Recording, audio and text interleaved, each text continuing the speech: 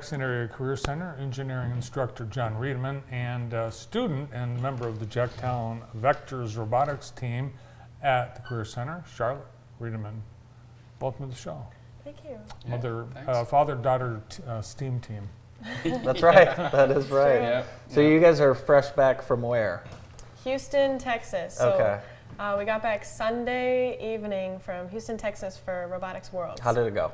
It went extremely well. We weren't as high as we hoped we would be, but we definitely did really, really well. We ended up 27th on our field. So at Wow. Worlds, there are 8 different fields and 75 teams on each field.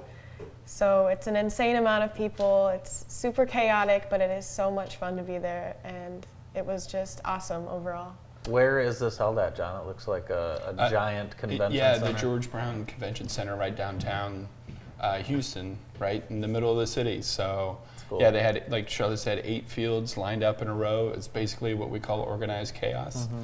And yeah, there's a great team picture, Wow. actually. That works out pretty well. We took that out front Saturday morning last You night. must be the biggest team in Jackson County.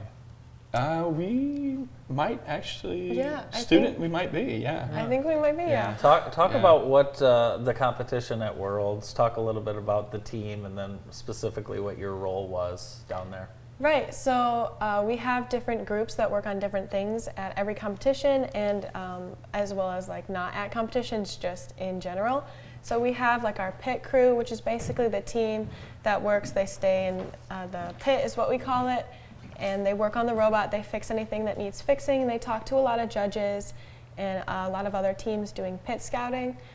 And pit scouting is something that I do, which basically just means that I go around to talk to all the teams and be like, hey, what do you guys do? Like, what can you do on your team, and what can you do with your robot?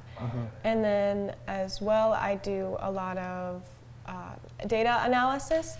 So we take data on all of our teams. Our scouting team does all of that data. So they basically write down, this robot scored this point and this and that, and they do so much data, which is totally awesome. So John, your daughter's a spy.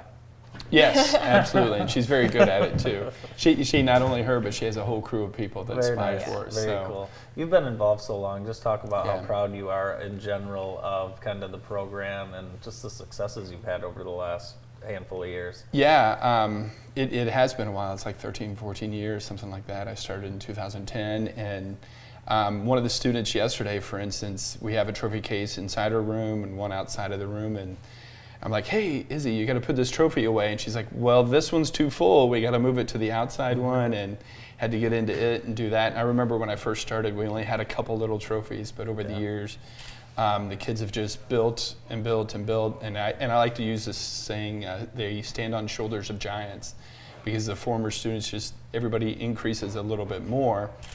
And then eventually we're in a really good position. And we're lucky in the Jackson County area and mid-Michigan area, there's a lot of really good teams that we work with that really push us, because, you know, the Northwest team does well, Columbia Central team does well, and we're like, oh my goodness, we got to do better than those. And I got to give a shout out to like Columbia Central. They beat us head to head 3 times. And then the 4th match, we finally got them, because and what's cool is, like at the Columbia event, they have 40 teams, and there were 8 alliance captains.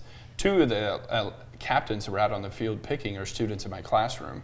So I'm like, okay, I have a future goal now, is to have all the kids in my class be the alliance captains and out on the field, because it's not just us that do well, it's the whole community that does well together. The game this year was crescendo, Yeah. and a couple of one battle worn and one. Oh yeah. So this is what we call a note. This is basically your scoring device. There are a bunch of them out on the field, and you have to intake them into your robot and shoot it into what we call an amp or a speaker.